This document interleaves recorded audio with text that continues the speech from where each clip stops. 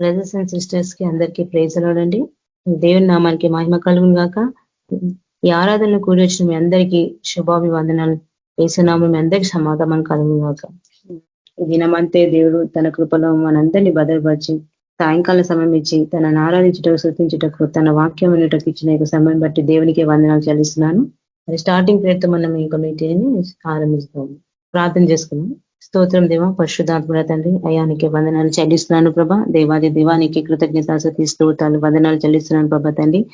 దేవా తండ్రి ప్రభా, మరి నైనా ఈ యొక్క మంచి సమయం మాకు ఇచ్చినందుకు వందనాలు చెల్లిస్తున్నాం తండ్రి ప్రభా. అయా దేవా, ప్రతిదినం మమ్మల్ని కాచి కాపాడుతూ ఈ దినమంతే ప్రభా తండ్రి నీ కృపలో భద్రపరిచి యొక్క సాయంకాల సమయంలో మనం తండ్రి ప్రభా మాకు ఇచ్చిన యొక్క సమయాన్ని బట్టి ప్రభా నీకే వందనాలు కృతజ్ఞతాస్తుతులు చెల్లించుకుంటున్నాం తండ్రి ప్రభా.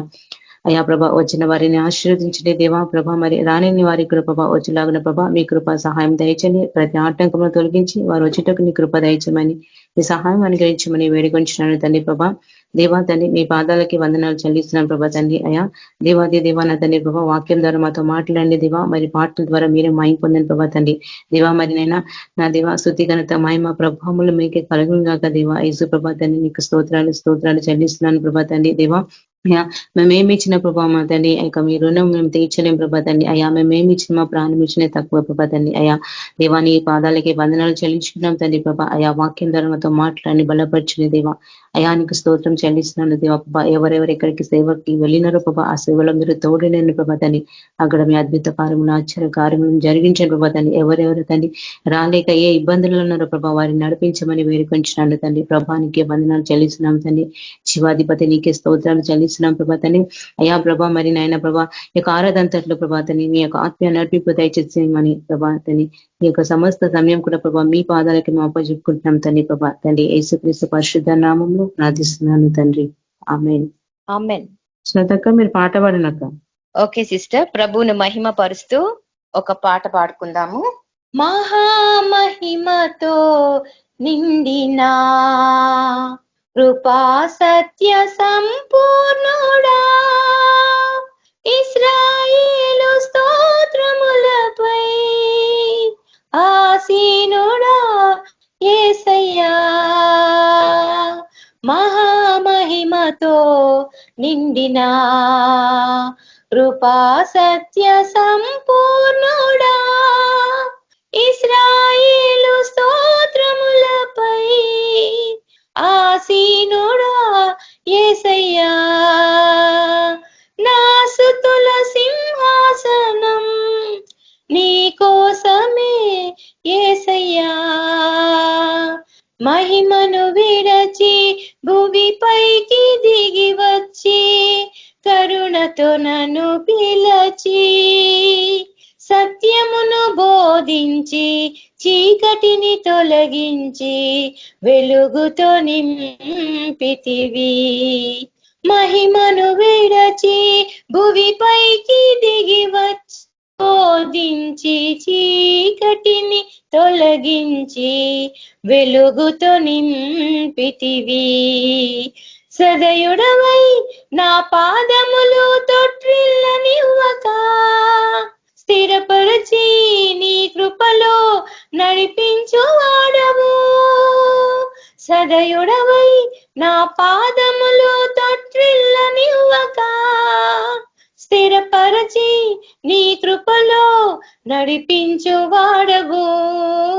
మహామహిమతో నిండినా కృపా సత్య సంపూర్ణుడా, ఇశ్రాయేలు స్తోత్రములపై ఆసీనుడా యేసయ్యా.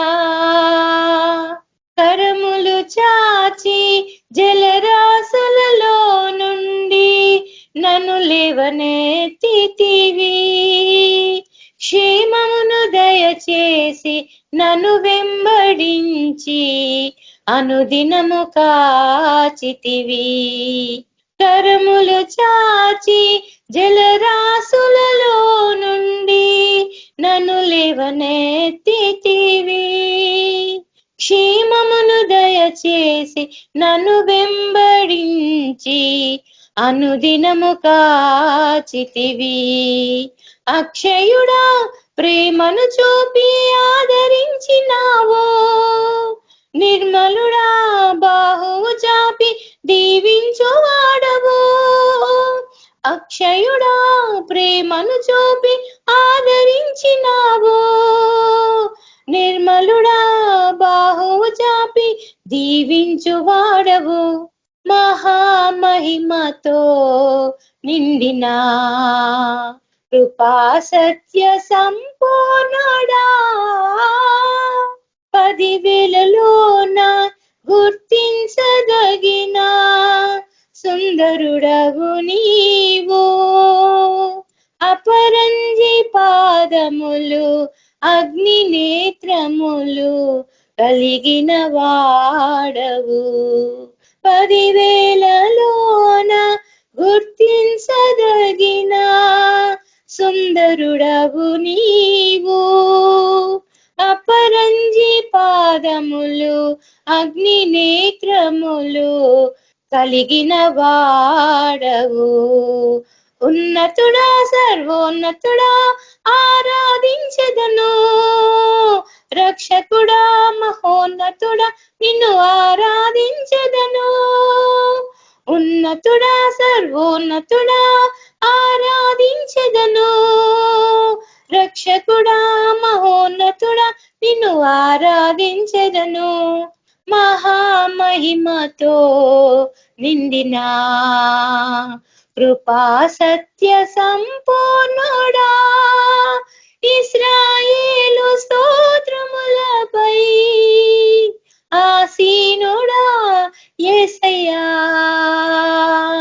మహామహిమతో నిండిన కృపా సత్య సంపూర్ణుడా, ఇశ్రాయేలు స్తోత్రములపై ఆసీనుడా యేసయ్యా.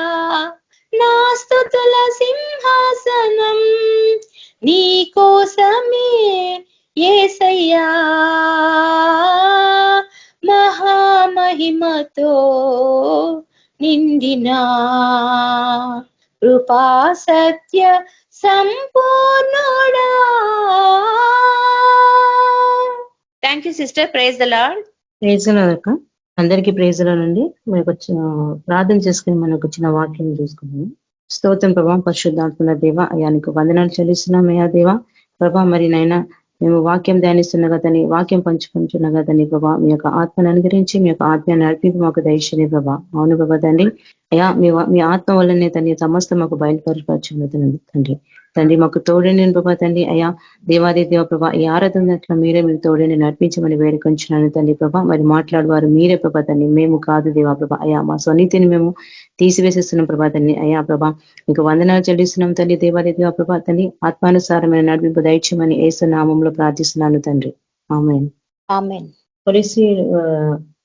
కొలిసీలకు రాసిన పత్రిక 2వ అధ్యాయం 12వ వచనం చూసుకుంటే మనం దేవుడు ఇక్కడ మనకి ఏమని మాట్లాడుతుందంటే చూడండి, మీకు రాయించినట్టు, మీరు బాప్తిసమందు ఆయనతో కూడా పాతి పెట్టిన వారైతే ఆయనను మృతులలో నుండి లేపిన దేవుని ప్రభావమందు విశ్వసించట ద్వారా ఆయనతో కూడా లేచితిరి అని దేవుడు మనతో మాట్లాడుతున్నారు. ఏమని కదా, మీరు బాప్తిసమందు ఆయనతో కూడా పాతి పెట్టిన వారైతేనే ఆయన మృతుల నుండి లేపిన దేవుని ప్రభావమంతా విశ్వసించుట ద్వారా ఆయనతో కూడా లేపబడి తిరిగి అంటున్నాడు, లేచి తిరిగి అంటున్నాడు. కాబట్టి ఎవరైతే మారు మనసు పొంది పాప క్షమాపణ నిమిత్తం బాప్తిసము పొంది ఆయన ఎందుకు విశ్వాసం ఉంచుతారో వారు దేవునితో పాటు తిరిగి లేచిన వారంటున్నాడు దేవుడు.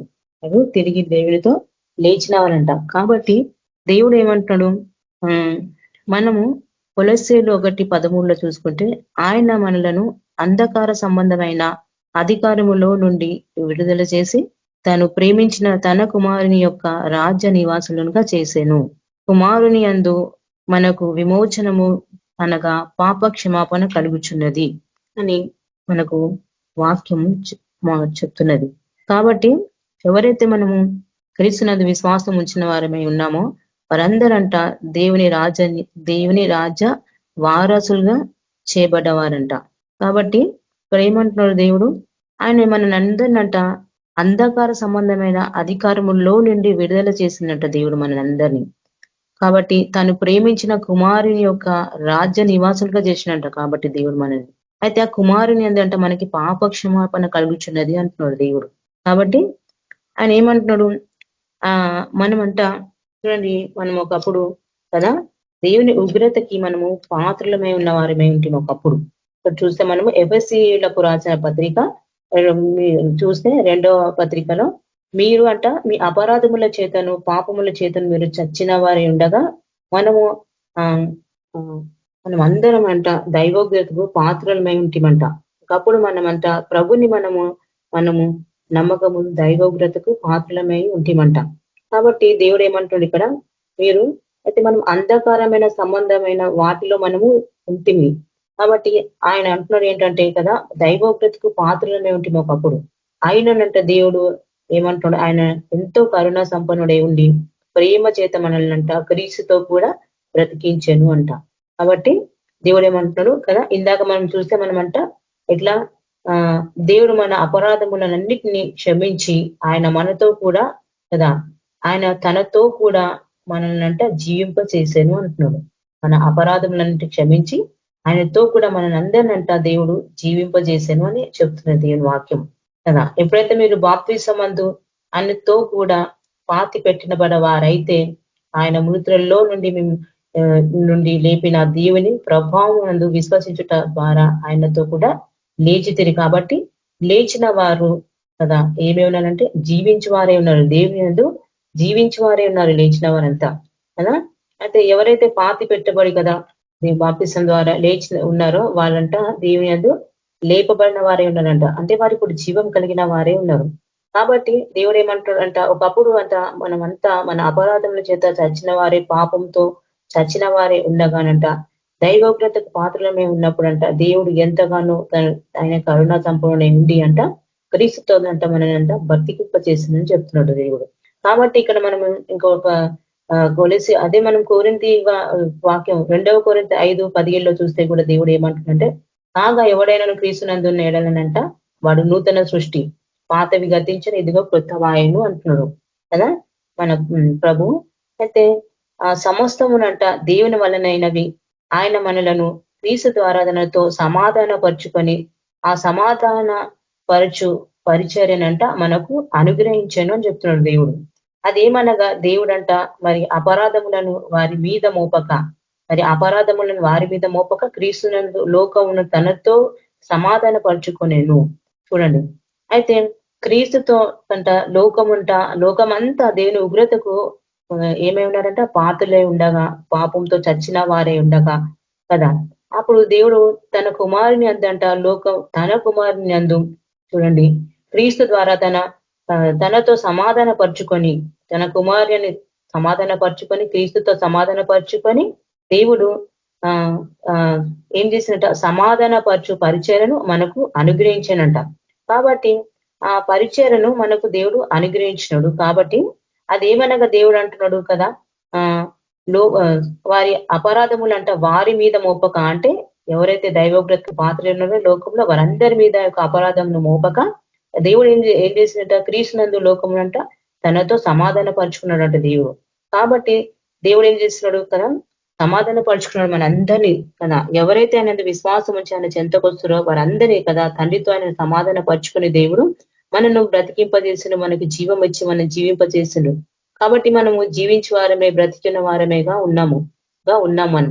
ఎలాగనగా అందరి కొరకు అంటే ఆయన మృతి పొందేను అంటాం కదా. దేవుడు అందరి కొరకు మృతి పొంది మనకి ఏం చేసినాడు, దేవుడు ఒక క్షమాపణ మనకి ఇస్తున్నాడు. అందరి కొరకు మృతి పొంది దేవుడు అపరాధములన్నిటినీ క్షమించి ఆయనతో కూడా మనందరినీ జీవింపజేసిందంట దేవుడు మనని. ఎవరితో కదా, యేసు ప్రభునందు అందరినీ మనని ఆయన విశ్వాసం ఉంచిన వారందరినీ ఆయన జీవింపజేస్తున్నాడంట. అయితే చూడండి ఇంకేమంటుంది కదా, మరి జీవింపజేసిన కాబట్టి జీవించిన మనం ఇప్పుడు ఏమై ఉండాలి, ఏం చేయాలి మనము అని దేవుడు మనతో మాట్లాడుతున్నాడు. చూడండి, కాబట్టి దేవుడు మనకు అంట సమాధాన వాక్యమును అప్పగించెను. కాబట్టి మనము క్రీస్తుకు ఏమై ఉన్నామంట, క్రీస్తుకు రాయబారులమై దేవునితో సమాధాన పడుని చెప్పేవారుగా ఉండాలి అని దేవుడు మనతో మాట్లాడుతున్నాం. కాబట్టి చూడండి కదా, జీవించే వారమైన ఉన్న మనము కదా, క్రీస్తుతో లేకపోయిన వారమే ఉన్న మనం అందరము కదా, ఏమి ఉండాలంట? దేవుడు మనకు సమాధాన వాక్యం అప్పగించను కాబట్టి ఎవరైతే మారు మనసు పొంది పాపక్షమార్గంగా బాప్తిసం పొంది దేవుని విశ్వాసం ఉంచి ఆయన యొక్క మాటలకు, ఆయన ఆజ్ఞలకు, ఆయన వాక్యానికి లోబడి నడుస్తున్నాడు, దేవుని అందు ప్రేమ నేర్చి ఆయన వాక్యం నిలిచిన వారు కదా, ఆయన యొక్క ఏంటంట దేవుడు అలా ఉన్న వారికి దేవుడు తన వాక్యాన్ని దేవుడు అప్పగించినాడు. ఏమని? సమాధాన వాక్యాన్ని అప్పగించానంట అలాంటి వారికి. కాబట్టి మనము క్రీస్తు కంట ఏమే ఉండాలంట? రాయబారులమే ఉండాలి. దేవునితో సమాధాన పడని చెప్పువారుగా ఉండాలి. కాబట్టి దేవుడు మనతో చెప్పుతున్నది ఏమంటే కదా, అయితే చూడండి, మనము దేవునితో సమాధాన పరిచేవారమే ఉండి మనము జీవించు వారిక మీదట తమ కొరకు గాక తమ నిమిత్తము మృతి పొంది తిరిగి లేచిన వాని కొరకే జీవించాలి అని దేవుడు చెప్తున్నాడు మనకి కదా. చూడండి కదా, ఆయన మన కొరకు చనిపోయి తిరిగి లేచి దేవుడు కదా, ఆయన ఎందుకు విశ్వాసం వచ్చి బాప్తిసం పొందిన వారందరినీ కూడా జీవింపచేసిన దేవుడు కదా ఆయన మనని కదా. అయితే కాబట్టి మనం ఏం చేయాలంట? మనము కదా జీవించి వారిక మీదటంట తమ కొరకు గాక కదా తమ నిమిత్తం మృతి పొంది తిరిగి లేచిన వాని కొరకే జీవించాలని దేవుడు మాట్లాడతాడు. చాలా మంది కదా వారి కొరకే వారే జీవిస్తూ ఉంటారు ఈ లోకంలో, ప్రతి దాని కొరకు జీవిస్తూ ఉంటారు. కానీ దేవుని కొరకు జీవించడానికి ఇష్టపడరు కదా. దేవుని కొరకు జీవిస్తే అసలు మన మీద మనకు అధికారమే లేదు. సమస్త అధికారం కదా మన దేవునికి ఉంది మన మీద, మన శరీరం మీద, కానీ మన మీద మనకు అధికారమే లేదు అసలు. ఎందుకంటే మనను ఆయనే రక్తం పెట్టి కొన్నాడు, ఆయన మన కొరకు రక్తం చెల్లించి కదా ఆయన చనిపోతే లేచి మనకు జీవం ఇచ్చినాడు దేవుడు. కాబట్టి కదా మనకి మన మీద అధికారం లేనప్పుడు ఎందుకు లోకానుసారంగా వ్యర్థమైన వాటి కొరకు జీవించాలి? దేవుని పరిచయ కొరకు, దేవుని కొరకు ఆయన యొక్క పని చేయటానికి కదా మనము ఆయన వాక్యము, ఆయనను దేవుని యొక్క వాక్యంతో ఇతరులను సమాధాన పరిచేవారుగా మనము జీవించాలి కదా. ఇంకేంటి? దేవునికి రాయబారుగా మనం జీవించాలి. అప్పుడే కదా మనము జీవించేవారుగా ఉంటాము కదా. దేవుడు ఇక్కడ ఏమంటుందంటే చూడండి, కాగా ఎవడైనా తీసుకున్నందున ఎడల వాడు నూతన సృష్టి, వాతవి గతించను, ఇదిగో క్రొత్త వాయను అని ప్రభు అంటున్నాడు కదా. అంటే చూడండి, ఏది గతించింది, ఏది కొత్తవైన మనలో చూడండి కదా. ఒకప్పుడు మనము దేవుని యొక్క మారు మనసు పొందక ముందు, మనము బాప్తిసం పొందక ముందు మనము ఎట్లున్నామంట? చచ్చిన వారుగా ఉన్నాము కదా. శరీర సంబంధిగా భక్తికరంగా మనము జీవించినాము. కానీ ఎప్పుడైతే మనం కొత్తగా మార్చబడ్డామో అప్పుడు మనం ఆత్మ సంబంధులుగా అయినాము అని చెప్తున్నాడు దేవుడు కాదా. అయితే ఆత్మ సంబంధులుగా మార్చబడ్డాం అనమాట. నూతన సృష్టి అంటే ఆత్మ సంబంధమైన, ఆత్మగా మార్చబడ్డవారు అనమాట. అంటే చూడండి, ఆత్మ సంబంధమైన వారికి ఈ లోకంతో ఏం పని ఉంటుంది చెప్పండి? శరీరంతో ఈ ప్రకృతికరంగా జీవించడానికి వారికి ఏ అధికారం ఉండదు. ఎందుకంటే ఆత్మ సంబంధమైన వ్యక్తి ఎట్లుంటాడంటే కదా, ఆత్మానుసారంగానే జీవిస్తాడు. ఆత్మానుసారంగా జీవిస్తాడని దేవుడు చెప్తాడు. అయితే చూడండి, మన యోహాను సువార్త 3వ అధ్యాయంలో చూసుకుంటే, ఒకడంట కొత్తగా జన్మించితేనే గాని దేవుని రాజ్యంలోనంట దేవుని రాజ్యంని చూడడంట అని నిశ్చయంగా చెబుతున్నాడు అంటున్నాడు ప్రభు. కనుక ఒకడు నీటి మూలంగా, ఒకడు ఆత్మ మూలంగా జన్మించితేనే గాని దేవుని రాజ్యంలో ప్రవేశింపాడని ఇప్పుడు దేవుడు నిశ్చయంగా చెబుతున్నాడు అన్నాడు మన ప్రభు. అయితే చూడండి, కాబట్టి మన ప్రభువు అంటున్నాడు కదా, ఆత్మ మూలంగా జన్మించినది ఆత్మయే ఉన్నదంట. కాబట్టి కొత్తగా జన్మించిన వాడు ఎట్లున్నాడంట కదా, ఆత్మయే ఉన్నాడు కదా. ఆత్మలో నూతనంగా జన్మించాలంట మనము కదా. ఆత్మలో నూతనంగా జన్మించిన వాడు ఎట్లుండాలంట కదా. అయితే దేవుడు అంటున్నాడు, దేవుడు ఆత్మ కనుక ఆయనను దేవుని ఆరాధించే వారు కూడా ఎట్లున్నారంట, వారు ఆత్మతో సత్యముతో ఆయనను ఆరాధించాలంట. కాబట్టి కదా మనము కొత్తగా మనం మారినప్పుడు మన జీవితం కూడా కొత్తగా ఆత్మ సంబంధమైనగా మారాలి మన జీవితం. ఇక శరీరానుసారమైన జీవితంగానే ప్రకృతికరంగా మనము ఉండొద్దని చెప్తున్నాడు దేవుడు. కనుక ఇక్కడ ఇంకేం చెప్తున్నాడు దేవుడు కదా, చూడండి, మీరు ఆత్మ సంబంధమైన వారైతే మీరు ఎట్లుండాలంట కదా, మీరు క్రీస్తుతో కూడా. అయితే ఇక్కడ కొలసి 3లో దేవుడు ఏమంటున్నంటే, మీరు క్రీస్తుతో కూడా లేకపోయిన వారైతే పైన వాటిని వెతుకుడి, అక్కడ క్రీస్తు దేవుని కుడి పార్శ్వమున కూర్చుని ఉన్నాడు. కాబట్టి పైన వాటి మీదనే కానీ భూ సంబంధమైన వాటి మీద మనసు పెట్టుకొనక ఏలి అనగా మీరు మృతి పొందితిరి. కాబట్టి మీ జీవము క్రీస్తుతో కూడా దేవుని అందు దాచబడి ఉన్నది. మనకు జీవమై ఉన్న క్రీస్తు ప్రత్యక్షమైనప్పుడు మీరు మీరును ఆయనతో కూడా మహిమ యందు ప్రత్యక్షపరచబడుదురు అని అంటున్నాడు దేవుడు. ఇప్పుడు మనం ప్రత్యక్షపరచబడతాం దేవుని మహిమ యందు మహిమతో కదా, ఆయన పనిలో ఉన్నప్పుడే కదా. పై వాటి యందు అంటే దేవుని యందు మనసు పెట్టినప్పుడే, క్రీస్తునందు మనసు పెట్టినప్పుడు, క్రీస్తునందు మనం జీవించినప్పుడే కదా మనము ఆయన వచ్చినప్పుడు మనం ప్రత్యక్షపరచబడతాము ఆయన మహిమ యందు కదా. లేకపోతే క్రీస్తుని నమ్ముకుని విశ్వాసం కలిగి కూడా మనం ఇంకా శరీరానుసారంగా జీవించి ఉంటే కదా ఏమవుతుంది? శరీరానుసారంగా జీవిస్తే ఆ పరిస్థితి ఎట్లుంటుందంటే చూడండి, ఇక్కడ దేవుడు అనుకుంటా ఆత్మని బట్టి విత్తువాడంట ఆత్మ నుండి నిత్య జీవం పంట పోతాడంట. శరీరంని బట్టి విత్తువాడు శరీరం అనే పంటనే పోస్తాడు. అది మనకు ఏమి ఉపయోగము? అది వ్యర్థం కదా శరీరానుసారమైన జీవితము. కాబట్టి నూతన సృష్టిగా మార్చబడిన వాడు ఇంకా వాని మీద అధికారం లేదు. నూతన సృష్టి అంటే ఇంకా సమస్తము నూతనం చేయబడ్డది. కాబట్టి సమస్తము దేవుని యొక్క రాజ్యము ఆత్మ సంబంధమైనది. కాబట్టి మనము అలా జీవించే వారంగా దేవుడు మనని జీవింప చేస్తున్నాడు దేవుడు మనల్ని. కాబట్టి మనమంట కదా దేవుని అందున్న మనం ఆయన విశ్వాసం కలిగిన మనము దేవుని యొక్క పని చేస్తూ ఆయన యొక్క దేవుని ఆత్మ సంబంధమైన రాజ్యాన్ని మనం ఏం చేయాలంట కదా, దాని కొరకే మనము పని చేయాలి కదా. అందుకే దేవుడు మొదట నీతిని రాజ్యముని వెతుకుడు అని ప్రభు మనకి చెప్పిండు. కాబట్టి చూడండి ఇక్కడ ఇంకోటి ఏమంటున్నారు దేవుడు ఆయనంట అదృష్ట దేవుని స్వరూపి సర్వ సృష్టి కంట ఆది సంభూతుడై ఉన్నాడు అంట దేవుడు. కాబట్టి ఆయన ఆది సంభూతుడై ఉన్నాడు. కాబట్టి ఏమంటున్నాడు దేవుడు ఆయనకి దేవుడు సర్వ సృష్టికి మూలకారకుడై ఉన్నాడు. సమస్తం ఆయన వల్లనే కలిగింది, సమస్తము ఆయన వల్లనే కలిగింది. కాబట్టి ఆయన రాజ్యము ఆత్మ సంబంధమైనది. దేవుడు మనకు మనం చూసుకుంటాడు నా యొక్క రాజ్యం ఇహ సంబంధమైనది కాదన్నాడు దేవుడు, ఆత్మ సంబంధమైనది అంటాడు. కాబట్టి నూతనంగా సృష్టిగా మార్చబడిన వాడు కదా ఆత్మ సంబంధిగా కానీ శరీర సంబంధి కాదు, శరీర సంబంధిగా ఇంకా ఉండద్దు అంటున్నాడు దేవుడు.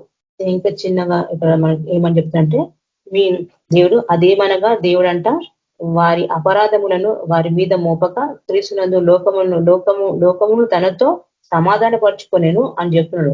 కాబట్టి కదా అందరికీ దేవుడు రక్షణ ఇస్తున్నాడు. ఈ భూమి మీద ప్రతి ఒక్కరిని రక్షించడానికి రక్షణ ఇవ్వటానికి ఆయన ఈ లోకంలోకి వచ్చి అనుభూతి పొంది తిరిగి లేచిన దేవుడు యేసు ప్రభు. చాలా మంది అంటారు ఆయన ఇజ్రాయెల్ దేవుడు మనకేంటి అని అంటారు, కానీ దేవుడు అందరికీ రక్షణ ఇవ్వటానికి కదా ఈ భూమి మీదకి వచ్చింది కదా. అందరినీ ప్రేమిస్తున్నాడు ఆయన ఎవ్వరిని కాదనుకోవట్లేదు కదా. ఆయనను మనుషులు కాదనుకుంటున్నారు, కానీ దేవుడు అందరినీ కావాలనుకునే కదా ఆయన భూమి మీదకి వచ్చింది. కాబట్టి ఆయన ఏమంటుందంటే కదా వారి పాపములంట వారి మీద మోపకనంట దేవుడు తన మీద తన కుమారి మీద వేస్తున్నాడంట. కాబట్టి మనం ఎట్లుండాలి? దేవునికి మనం రాయబారులుగా ఉండాలి అంటున్నాడు దేవుడు కదా. ఆయన మనం జీవింపజేసినాడు కదా. ఆయన అందున్న మనమంట ఆయన కొరకంట రాయబారులుగా ఉండాలి. ఆయనకంట లోకంతో ఆయనకంటే ఎలా ఉండాలంటే కదా ఈ లోకస్తులను దేవునితో మనమంట ఆయన కొరకు సమాధాన పరచువారుగా ఉండాలి. అంటే మనము వారికి వాక్యం చెప్పి దేవునితో సమాధాన పరచువారుగా ఉండాలి. ఎందుకంటే ఇక్కడ ఏమంటున్నట్టే ఇంకా మనం చూసుకుంటే కొరింథీ 5:17 మనమంట అనేకులకంట దేవుని ఐశ్వర్యం కలిగించు వారముగా ఉండాలి అంటున్నాడు దేవుడు. దేవుని ఐశ్వర్యం అంటే ఏంటి? దేవుని ఐశ్వర్యం అంటే దేవుని వాక్యమే, దేవుని జ్ఞానమే కదా. అయితే మనమంట అనేకులకు దేవుని ఐశ్వర్యం కలిగించే వారంగా ఉండాలి. కాబట్టి మనము సత్యవాక్యము వలనంట దేవుని బలము వలన కుడి ఎడమల నీతి ఆయుధములను కలిగి దేవుని పరిచారకులమై ఉండాలి అంటున్నాడు. కుడి ఎడమల అంట మనము నీతి ఆయుధములు కలిగి దేవుని పరిచారకులముగా ఉండాలి. ఎందుకంటే దేవుడు మనని కదా ఈ అంధకారమైన సంబంధమైన దాని నుంచి మనల్ని విడిపించి కదా పాపం జీవితం నుంచి మనం విడిపించే దేవుడు మనల్ని ఎంతగానో ప్రేమించి ఆయన మనం క్షమించి మనని తన కుమారుని అందు క్రీస్తుతో ద్వారా మనల్ని జీవింపచేసిన దేవుడు. కాబట్టి దేవుడు ఏమంటున్నాడు కదా జీవించాడు కనుక దేవుని కొరకే జీవించాలి, కానీ తన సొంత పని కొరకే కానీ ప్రభా తన కొరకే కానీ జీవించకూడదు అంటున్నాడు దేవుడు. చూడండి కదా అలా సొంత వాటి కొరకు శరీరానుసారంగా జీవిస్తే శరీర పంట కోసరు. శరీర పంట ఏంటి? అది కదా శరీరానుసారమైనది. అది ఏంటి? అది నరకానికే దారి తీస్తుంది, కానీ కదా జీవానికి దారి తీసినది కాదు. మనకి దేవుడు నిత్య జీవం అనుగ్రహించాడు. కాబట్టి ఆయన పనిలో ఆయనకి మనము రాయబారులుగా ఉంటే చూడండి ఆయన మనకి ఏమంటాడు, మీరు మారు మనసు పొంది బాప్తిసం పొంది పరిశుద్ధాత్మను పొంది ఆత్మ సంబంధమైన వారైతే మీరు పైవారు కానీ క్రీస్తుకు క్రీస్తుకు రాయబారులై దేవునితో సమాధాన పని చెప్పువారుగా ఉండాలి. దేవుడు మనతో మాట్లాడుతున్నాడు. దేవుడు మనకు సమాధాన వాక్యము అప్పగించాడు కాబట్టి కదా ఉత్తిగా మనం ఉండకూడదు అని చెప్తున్నాడు దేవుడు. ఇప్పుడు చాలా మంది సమయం అంతా వృధా చేసుకుంటున్నాడు అని మనకు కనపడుతుంది. చూడండి ఎక్కడ చూసినా గజిబిజి జీవితాలు, పరిగెత్తే జీవితాలు, దేవునికి సమయం ఇవ్వకుండా ఉండే పరిస్థితులు కనపడుతున్నాయి ఎక్కడ చూసినా. అలా ఉంటున్నాయి జీవితాలు. ఏం చేస్తున్నారు ఏమో కానీ దేవుడు మనకు అప్పగించిన యొక్క పనినంట కదా శ్రద్ధగా బాధ్యతగా మనము చేయాలి కదా. ఎందుకంటే మనము ఆత్మ సంబంధమైన వారము. ఎప్పుడైతే నువ్వు దేవుని అందుకు విశ్వాసం ఉంచి నువ్వు మారు మనసు పొంది బాప్తిసం పొంది ఆయన కొరకైతే నువ్వు ఆయన నిన్ను జీవింప చేసిన దేవుని కొరకు నువ్వు జీవించాలని అనుకుంటున్నావు, అప్పుడంట దేవుని పని మనము చేయాలంట అని దేవుడు మాట్లాడుతున్నాడు కదా. దేవుడు ఎంత ప్రేమ స్వరూపి, ఎంత కరుణ సంపూర్ణ ఉండి ఆ పాపం ఇక మనుషుల పాపం అంతా ఆ మనుషుల మీద వేయకుండా తన కుమారుని మీద వేసుకొని కదా మనల్ని విడిపించిన గొప్ప దేవుడు. ఆయన ప్రేమ ఎంతో అమోఘము. దేవుని ప్రేమ ఎంతో శ్రేష్టమైనది కదా. దేవుని అంత ప్రేమ మనని ఎవ్వరి లోకంలో ప్రేమించేవారు లేరు కదా. ఎవ్వరు కూడా మనని ఆ దేవుని అంత ప్రేమించారు. దేవునిలాగా మన కొరకు ప్రాణం పెట్టేవారు ఎవరు లేరు ఈ లోకంలో. యేసుప్రభు ఒక్కడే ప్రాణం పెట్టిండు ప్రతి వారి కొరకు కదా. దేవుని ప్రేమను తెలుసుకొని ఆయన చెంతకు వస్తే ఆయన వారి చెంతకు ఆయన వస్తాడు కదా అని దేవుడు మాట్లాడుతున్నాడు. కానీ అది మనము అయితే ఇంకా మనం ఒక చిన్న వాక్యం చూసుకుందాము. అయితే చూడండి ఇక్కడ మనము దశలోనికి 1లో చూసుకుంటే మన సువార్త ఎట్లున్నాడంట 5వ వచనంలో చూడండి. మా సువార్త మాటలతో మాత్రము కాక శక్తితోనూ పరిశుద్ధాత్మతోనూ పరిపూర్ణ నిశ్చయంతోని మీ వద్దకు వచ్చి ఉన్నది అని సంగతి మాకు తెలియను అని మన సువార్త కూడా అట్లా ఉండాలంట కదా. మీ నిమిత్తము మేము మీ ఎవరైనా ఎట్టి వారమే ఉంటేమో అని ఇక్కడ దేవుడు మనకి ఏం మాట్లాడుతుంటే చూడండి. మన సువార్త కూడా కదా, మా సువార్త మాటలతో మాత్రము కాక మన సువార్త కూడా మాటలతో కాక దేవుని శక్తితో కూడి ఉండాలంట కదా. అయితే పరిశుద్ధాత్మలోను సంపూర్ణ నిశ్చయతతోని కదా అది మనకు ఉండాలంట మన సువార్త కూడా.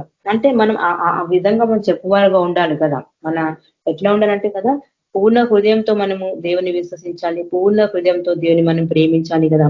మన అంతరంగంలో నుంచి దేవుని మనం కదా స్తుతిస్తూ ఆరాధిస్తూ ఆయన వెంబడిస్తూ కదా మనమంట దేవుని కొరకంట మనము పనిచేయాలి. సువార్త కేవలం మాటలతో కాకుండా దేవుని శక్తిని మనము పొందుకోవాలంట. పరిశుధాత్మ శక్తిని పొందుకొని మనము దేవుని యొక్క రాయబారులుగా ఉండే అనే పనిలో మనము ఉండాలి, అనే పనిలో మనం నడవాలి అని చెప్తున్నారు దేవుడు కదా. కేవలం మాటలతో ఉంటే అది ఏమవుతుంది కదా, శక్తి ఉంటేనే అన్ని కార్యాలు జరుగుతాయి కదా. మనకి శక్తి కావాలి, దేవుని పరిశుధాత్మ శక్తి మనకు కావాలి కదా. కాబట్టి మనమంటాం కదా మారు మనసు పొంది బాప్తిసం పొంది దేవుని ఆత్మను పొందిన వారేంటి మనమంతా ఏం చేయాలి, దేవుని రాయబారులుగా అనే పనిలో ఉండాలని చెప్తున్నారు. అందుకే కదా దేవుడు మనని ఒక పాపం నుంచి, ఒక భయంకరమైన ఒక అపరాధముల నుంచి, మనని ఒక అంధకారమైన వాటి నుంచి మనం విడిపించి మనం బ్రతికింపచేసిన దేవుని కొరకే మనం జీవించాలి.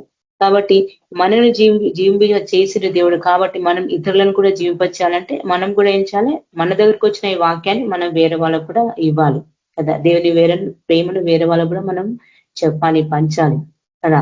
మన దగ్గరనే పెట్టుకుంటే అది ఏమైపోతుంది, అది వేస్ట్ గా అయిపోతుంది కదా, మూతంగా అయిపోతుంది మన దగ్గరనే పెట్టుకుంటే కదా. ఇతరులకు పంచితే వారు కూడా జీవిస్తారు, వారు కూడా ఏమవుతారు కదా, వారు కూడా ఏమవుతారు కదా, జీవిస్తారు వాళ్ళు కూడా దేవుళ్ళు.